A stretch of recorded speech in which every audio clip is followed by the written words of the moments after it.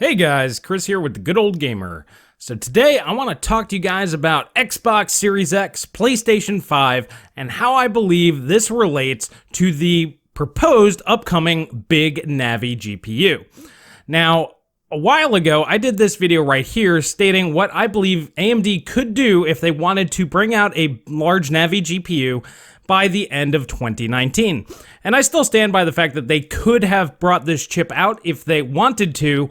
They simply chose not to at this particular point in time, as 2019's over and it didn't come out.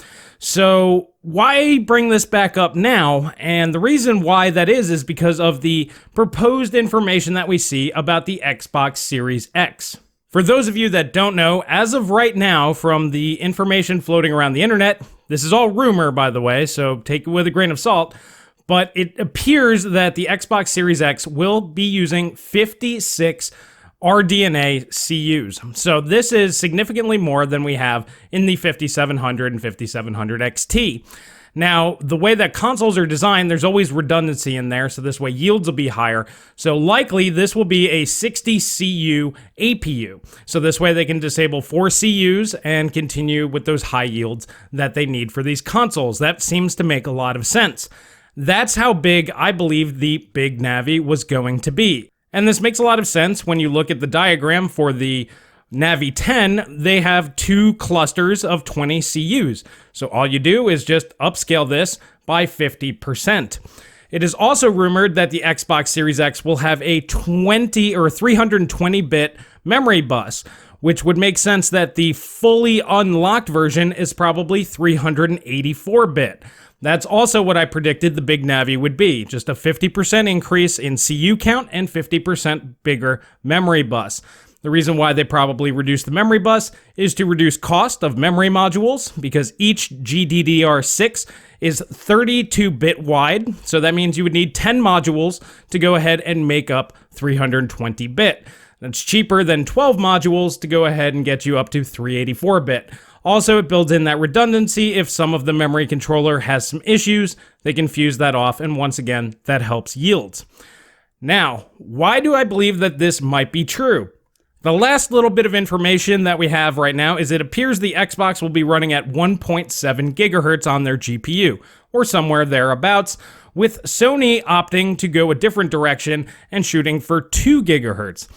And this is why this seems to make sense to me that this might actually be the case, because it looks like Sony is going with higher frequency, but they'll only be using 36 compute units. So essentially, something similar in size to the Navi 10. What this tells me, as the general PC enthusiast and hardware enthusiast, is that Sony is looking to build a smaller but cheaper chip than Microsoft. However, they don't want to be too far behind in terms of performance. Just doing some basic math on there and keeping things simple, this would put the Xbox Series X proposed at about 12 teraflops, which is what everybody's talking about right now, and this would put the PS5 somewhere around 9 teraflops, essentially on par with the 5700 XT or somewhere around that range. And I do think that this makes sense. Now, whether this is true or not, I can't say for sure, but this does make sense logically.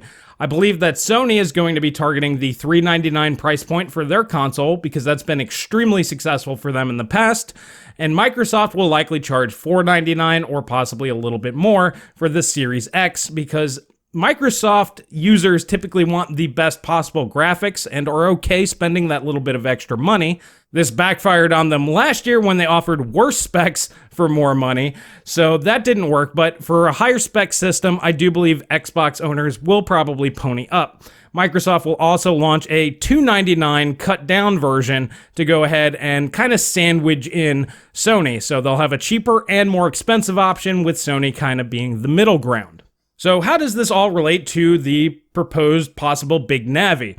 Well, it makes a lot of sense that the Xbox Series X is based off of whatever AMD's GPU of later on this year will possibly be.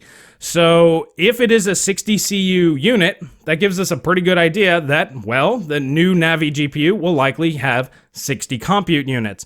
And as I said, more than likely it'll have a 384-bit memory bus, on the fully unlocked model, and then on a cut down model, they'll probably go down to a 320-bit bus.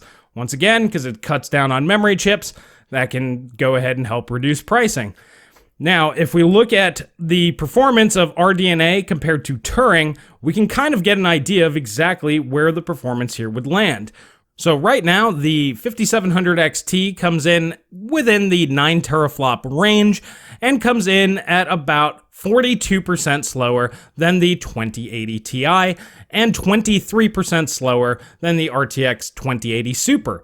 So going ahead and jumping up 30% on teraflops, with an increased memory bust of 50%, we should see a pretty linear scale there in performance. It should scale well. That's what we heard about Navi. It's scalable. So assuming that they got all 30% out of it, that would basically put the brand new 12 teraflop GPU a little bit ahead of the RTX 2080 Super and just about 10% behind the 2080 Ti. That's a pretty solid jump from where AMD is now. Now, on the desktop range, they could probably push clocks a little bit higher and get it right up against the RTX 2080 Ti.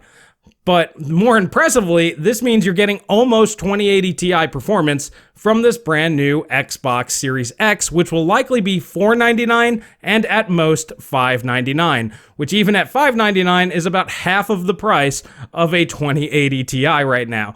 And that's a complete system, which is absolutely bonkers.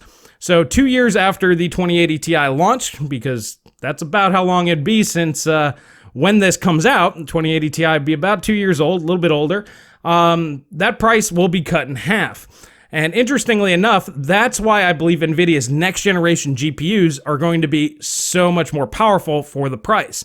To me, that means they cannot charge more than whatever the Xbox Series X costs for 2080 Ti performance anymore. It just wouldn't make sense. Nobody would do that. So that's why I'm expecting to see that level of performance at the $399 to $499 price point from NVIDIA on their brand new X70 class GPU. I'll talk more about that in a future video, but we're going to start seeing performance increases again. This generation has been really bad from Turing and even from AMD. It's really just hasn't been very good as far as price to performance goes, but I think things are really going to kick into high gear later on this year, especially if this information that we have on these consoles does happen to be correct. Now, once again, I do want to state that this is speculation. This is technically rumor right here, but this is what everybody's talking about, and it's the most accurate information that we have right now. A few videos ago, I took a look at the die shot of the brand new Xbox Series X. Kind of using the size of the die, we can figure that, yes, they could slap in another 20 CUs on that. That should be possible. Update to that, it looks like the die size is a little bit bigger than what Tech Power Up was reporting. They said about 350 millimeters squared. Some places are saying a little bit over 400 millimeters squared. I was pegging it at about 380. So somewhere in that range, any which way you slice it, it could definitely house those extra compute units. So that does make a lot of sense. Everything seems to line up. And that's really where we're at, is we're taking all this very vague information and just applying logic and reason to things. And that's how we're getting the numbers that we have now. To me, it makes a lot of sense for Microsoft to go ahead because they really shit the bed last generation by not having the most powerful console. They're not going to want to make that mistake again. That lost them a lot of market share, lost them a lot of diehard Xbox fans that wanted the best console experience.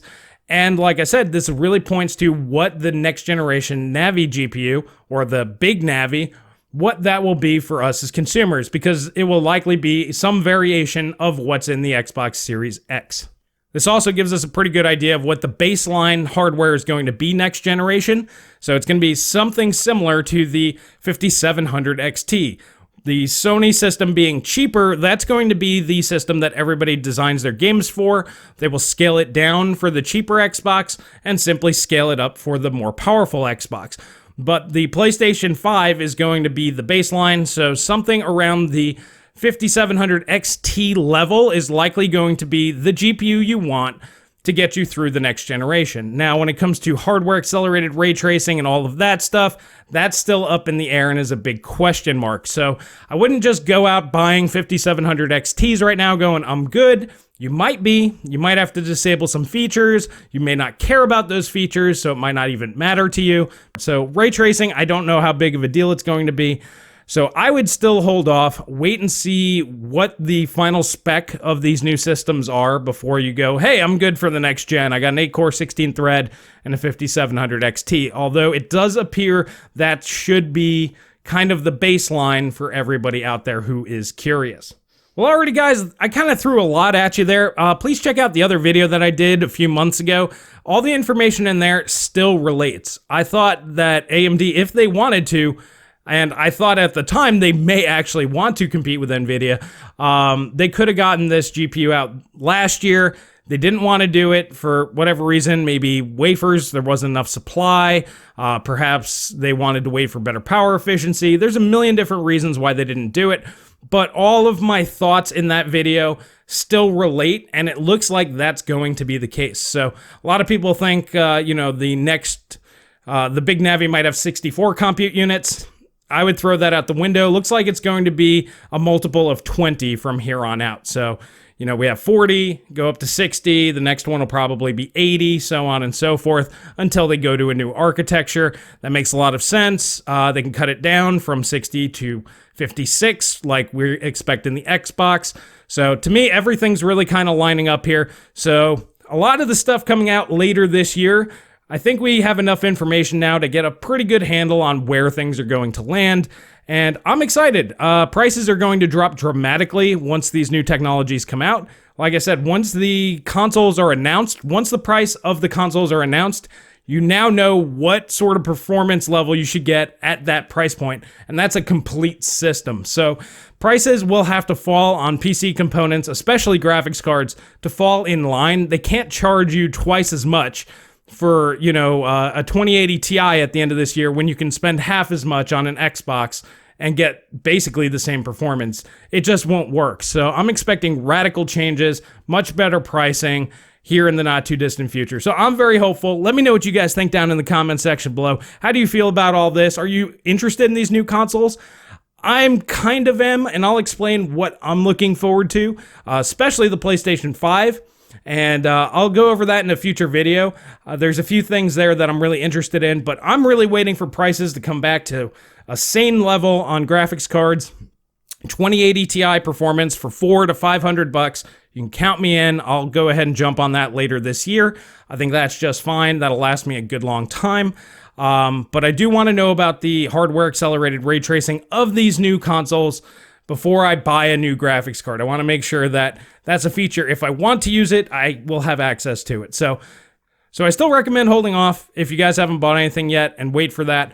But let me know what you guys think down in the comment section below. If you like this video, please hit that like button. Please subscribe. Please share with friends. That really does help me out. And that's all I have for today. And I will catch you guys in the next video.